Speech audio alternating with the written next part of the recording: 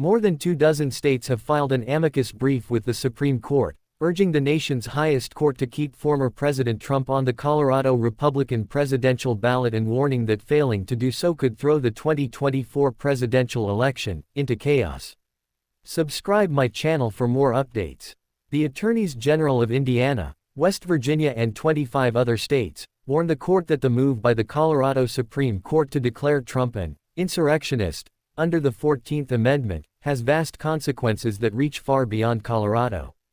The nation's highest court will hear arguments on February 8 and set a January 18 deadline for similar briefs. The justices issued an administrative stay that orders the Colorado Secretary of State to put the former president's name on the GOP primary ballot, at least until the case is decided. The state court ruled that Trump had engaged in an insurrection for his role in January 6, 2021, riots at the U.S. Capitol. The 14th Amendment, adopted in 1868 after the Civil War, bars people who engaged in insurrection from holding public office.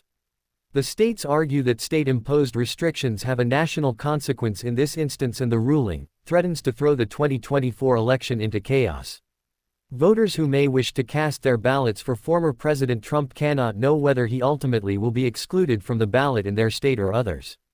They may wonder whether a little non-mutual offensive collateral estoppel is all it takes for former President Trump to be excluded from ballots across the nation, they say. They also argue that the court's decision on what constitutes an insurrection is standardless and vague, and denied the former president an opportunity for due process, including calling witnesses and the discovery process. The Colorado Supreme Court has cast itself into a political thicket, and it is now up to this court to pull it out, they say. The states warn that if the Colorado decision is allowed to stand, the confidence in the integrity of the electoral process will be harmed. Many Americans will become convinced that a few partisan actors have contrived to take a political decision out of ordinary voters' hands, they warn. The brief also argues for immediate action as the court should not let the uncertainty persist, and warns that additional confusion could build if more states remove Trump from the ballot as the primaries and caucuses near. Any damage may already have been done by the time another case raising similar issues makes its way back to this court. And the longer litigation over a national candidate's eligibility persists, the more uncertainty and confusion will spread.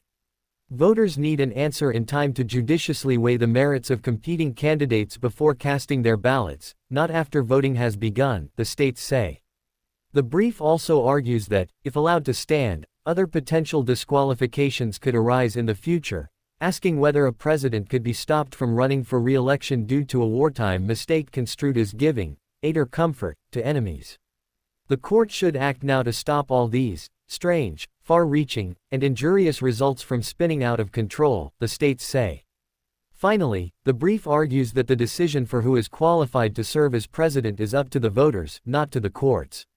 If the voters find former President Trump qualified, and Congress concurs, then the Constitution does not contemplate a time for the judiciary to second-guess that call. Rather, the Constitution gives Congress the sole and final authority to determine whether the president can continue to serve, as many courts have said. Fox News' Sarah Rumpf-Witten, Bill Mears and Shannon Bream contributed to this report.